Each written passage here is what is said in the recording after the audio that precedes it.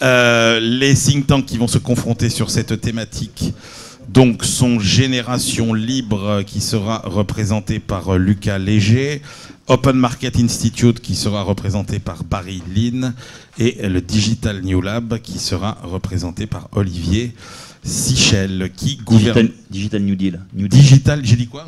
New Lab, New Deal, Digital New Deal. Ah bah c'était marqué, voilà, c'est une erreur dans ma fiche.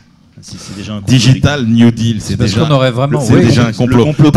Pour me faire pardonner, je vous donne la parole en premier. Ouais, exactement, et puis c'est un bon titre, hein, Digital New, New Deal, hein. Ce dont on a besoin. Alors, moi, ma réponse, c'est les big tech. Les big tech, c'est d'abord une puissance colossale. Il faut se rappeler quand même que Google, Apple, Facebook, Amazon sont les entreprises les plus riches du monde, et c'est des entreprises contrôlées par un nombre très réduit de personnes qui les possèdent et qui les dirigent réellement, et qui sont d'ailleurs, puisque ce sont les entreprises les plus riches du monde, les personnes les plus riches du monde. Ensuite, ces big tech, elles sont totalement internationales. Que vous soyez en Inde, en Amérique latine, au Brésil, dans le sud-est asiatique et en Europe, vous avez 90% de part de marché pour Google, pour le moteur de recherche. Vous avez un duopole dans les systèmes d'exploitation entre Android et iOS. Vous avez une domination écrasante de Facebook dans les réseaux sociaux. Et si ce n'est pas une domination écrasante de Facebook, c'est une domination d'Instagram, ce qui vient du pareil au même.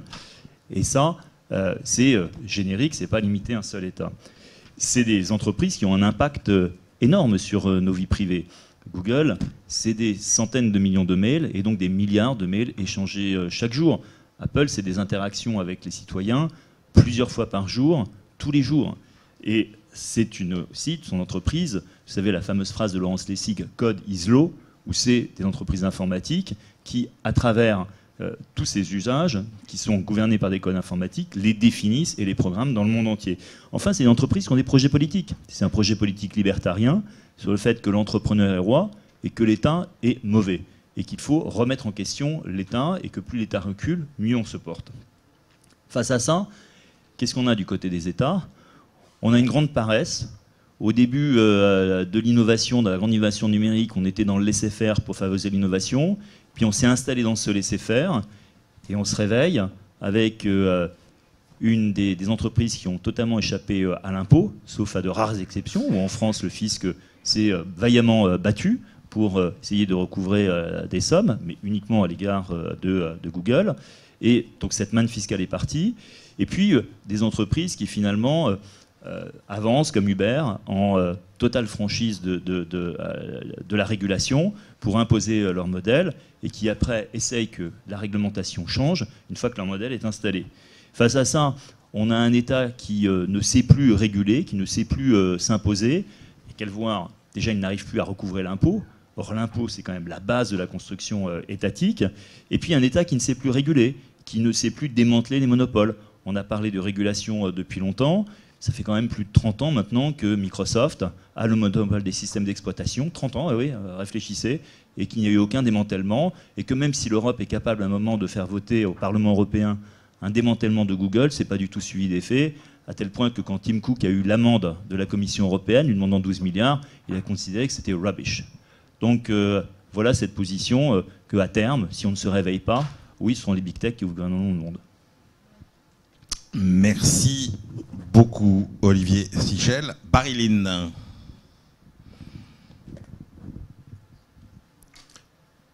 Well, usually I'm not the most radical person on the stage, but... Please, let me say that s'il y a des personnes qui ne parlent pas anglais, il existe une traduction et des casques. Donc, si vous voulez, on va les apporter. Donc, si vous voulez voilà, venir descendre, et ils vont les apporter tout de suite. Est-ce que tu veux qu'on fasse parler Barry juste après, alors le temps que la traduction arrive? Non, c'est bon. Allez, on commence. Barry, it's up to you. All right, well, thank you all for having me. And, you know, as I mentioned, usually I'm not the most, usually I find myself the most radical person on the stage, but I think Olivier sort of took that role. I am, you know, actually, so I will take the role of the optimist.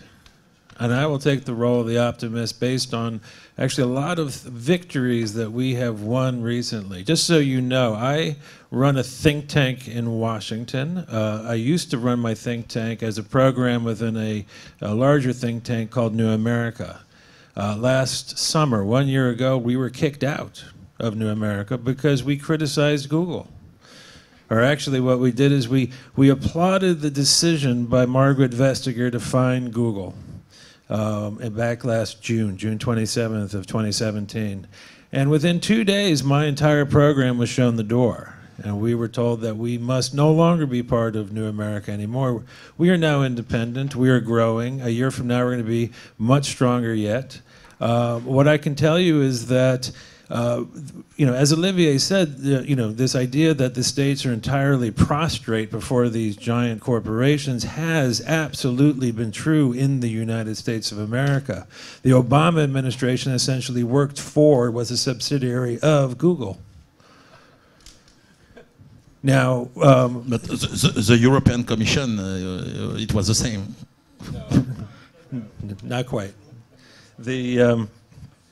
But what we are seeing now is this awakening. This happens maybe once every 100 years. It happened 100 years ago in the United States when people looked around and they said, we have a choice. We have a choice whether we're going to have a democracy, we're going to have a choice whether we're going to have personal liberty, or whether we're going to turn our government, our society that we have spent so much blood and treasure making and defending, in which we had two revolutions, the American Revolution and the French Revolution. We have to make a decision about whether we are going to just turn over the keys to our society to these autocrats, because that's what we're dealing with.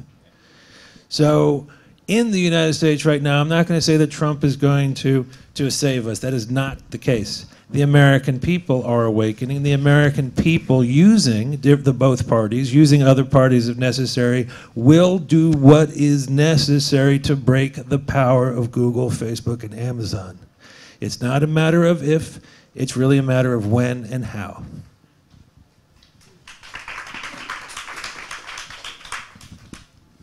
Merci Barry. Lucas Léger, Génération Libre. Oui, moi je vais prendre une solution. Je vais pas être aussi radical non plus. Je pense que je rejoins Barry un peu dans ses propos.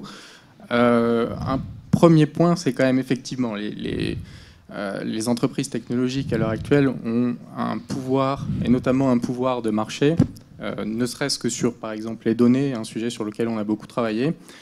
Ont ce pouvoir justement de façonner un petit peu des avis, de façonner la façon dont vous consommez, etc.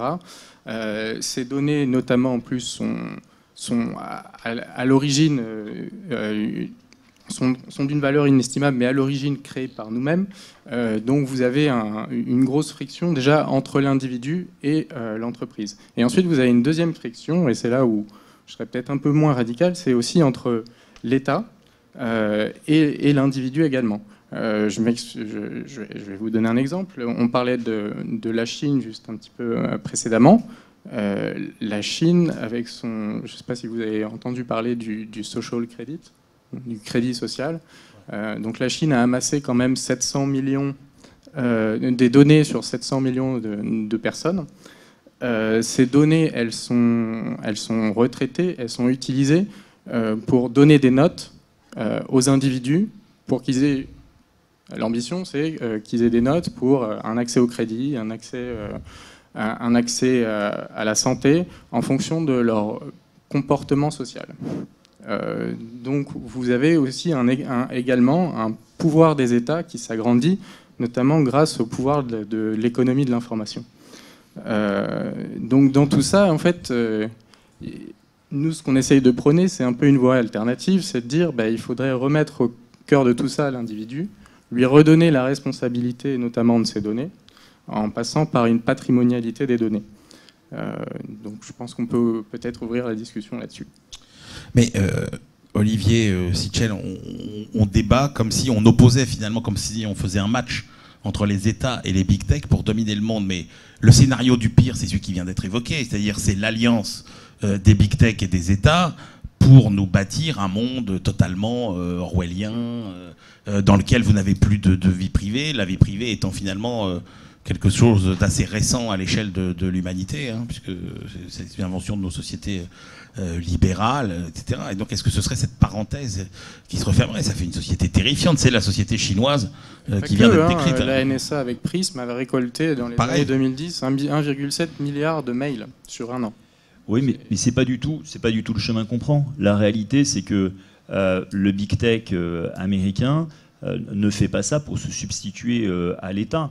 Il fait ça en fait pour accroître son profit, pour défendre un modèle de société qui dépend beaucoup des valeurs de la Silicon Valley, mais il n'y a pas de volonté de se substituer à l'État. Donc l'alliance, elle n'est pas là. Et en revanche, du côté de l'État, il y a une incapacité à prendre en compte ce phénomène-là, qu'on voit bien à travers l'impossibilité de taxer, la taxation des GAFA. Le think tank que je préside a publié des papiers là-dessus, mais ça n'a pas avancé d'un poil. Bon, c'est bien que même malgré les efforts de redressement du fisc, Google a gagné son procès contre l'État français. On sait bien que les initiatives qui ont été prises par la France, par Bruno Le Maire, pour essayer de mettre en place une taxation européenne, sont pour l'instant pas suivies d'effet. Et la décision qu'a prise Margaret Vestager, qui était une décision anticoncurrentielle, qui a été prise d'ailleurs à l'issue d'une démarche d'une entreprise que je dirigeais, qui était leguide.com. Donc je partage ce combat avec Barry, que c'est des entreprises européennes qui ont saisi la Commission européenne pour un abus de position dominante. C'est une jurisprudence, mais ce n'est pas une régulation. Et vous le savez bien, vous pouvez avoir une décision de jurisprudence, ça fait un cas, c'est pas pour autant que la régulation se mette en place. Et aujourd'hui, la domination de Google sur la cartographie, sur la vidéo, sur des tas de sujets, font que la jurisprudence ne suffit pas. Il faut mettre en place une régulation. Dans les télécoms, que vous connaissez bien, il y a une ARCEP qui fait une régulation, et puis il y a eu des décisions du Conseil de la concurrence. Le paysage libéral qu'on connaît en France, où le consommateur a le choix entre Free, entre Orange et SFR, il n'aurait pas pu se faire sans la régulation. Yeah, actually, I just want to now retake my role as the more radical person. Actually, I think what we see in the United States, it's more pronounced in the United States because the state has been more prostrate for longer. The people have been more prostrate for longer. What we see is Amazon and Google, especially to a lesser extent Facebook, actively seeking to supplant the state. Amazon is literally doing this. They have made a bid to take over the management of the borders of the information that is collected by the customs at of the U.S. government, and it's being seriously considered. So, in terms of replacing, the information that is kept by the DOD, by the Pentagon, is kept on Amazon servers. So it's like we need to understand just how grave the threat is. These corporations, the power they have is the power to regulate us. Absolutely. Scott Galloway, qui vient d'écrire un bouquin assez célèbre qui s'appelle The Four, dit en fait l'ambition de tous ces GAFA, c'est de devenir les systèmes d'exploitation de nos vies. Est-ce que c'est pas là où elle se substitue à l'État finalement? No, absolutely. Galloway is somebody we work with a lot. Galloway is, what we see right now is exactly that. It's Google, Facebook, and Amazon that are replacing all of the institutions, private and public, that we have used on to regulate our society for the past 200 years. Barry, ici, je me posais ma question en français. En France, mais aussi un peu en Europe, il y a quand même un débat politique autour des GAFA, de leur rôle, de leur monopole, en particulier sur Facebook depuis l'affaire Cambridge Analytica. Est-ce qu'il y a un débat politique semblable aux États-Unis?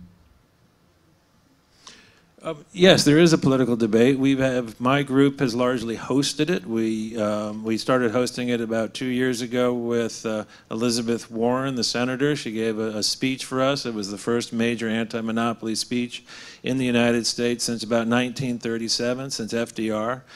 2 weeks ago, we hosted a meeting in Washington, a conference that included the CEO of News Corporation, that's Rupert Murdoch's group, and the CEO of the New York Times agreeing, and you never see the New York Times and News Corp agreeing, but they agreed on our stage that Facebook and Google are destroying the news, that they are threats to our democracy, and this was the first time that the New York Times had stood up and said that in public. When the New York Times starts to fight this fight publicly, that's a sign to other corporations that they can fight this fight. That is a sign to all the readers that they can fight this fight. And what when the American public changes its mind, the American public, as you know, does not read a whole lot. The American public just kind of watches TV and drifts along. But then every now and then, once every 50 years, the American public changes its mind. We are in that process of that period in which the American public is changing its mind. And once it does, the taking down of these corporations will take place very rapidly.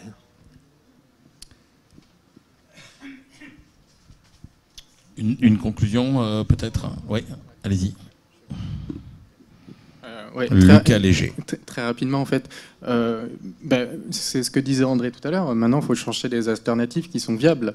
Les alternatives qui sont viables, peut-être qu'elles viennent, on va dire que peut-être qu'elles viennent de l'Europe en partie, notamment sur les données, je dirais, avec le GRPD qui... Bon, nous ne sommes pas allés assez loin dans justement la protection des données individuelles, mais c'est aussi par là qu'on peut essayer de casser le pouvoir de marché de ces corporations. Merci beaucoup, messieurs.